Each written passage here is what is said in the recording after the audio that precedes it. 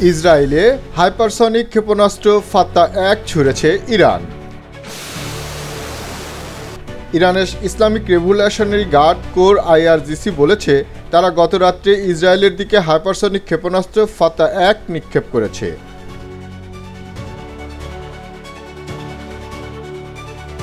BBC এ খবর নিশ্চিত করেছে।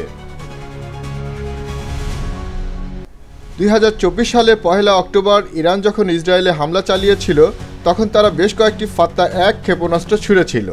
তবে চলমান সংঘাতে ইরান সম্ভবত এই প্রথম ফাত্তা-1 ক্ষেপণাস্ত্র ব্যবহার করল। 2023 সালে ফাত্তা ক্ষেপণাস্ত্র উন্মোচন করে ইরান। ইরানের সর্বোচ্চ নেতা আয়াত খামেনি ক্ষেপণাস্ত্রটির নামকরণ করেন। আইআরজিসিআই ক্ষেপণাস্ত্রকে ইসরায়েলের বিধ্বংসী বলে উল্লেখ করেছে। এটি উন্মোচনের সময় ইরানের রাজধানী তেহরানে একটি বিশাল ব্যানার টানানো হয়েছিল, যেখানে হিব্রু ভাষায় লেখা ছিল 400 সেকেন্ডে তেল আবিবে।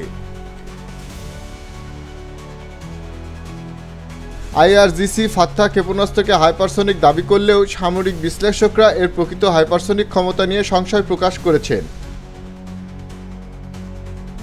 অতি উচ্চগতির হাইপারসনিক ক্ষেপণাস্ত্র অনেক সময় বর্তমান আকাশ প্রতিরক্ষা ব্যবস্থায় সাড়া দেওয়ার আগেই লক্ষ্যবস্তুতে আঘাত হানতে পারে এবং মাঝপথে দিক পরিবর্তন করতে পারে বলে জানা গেছে।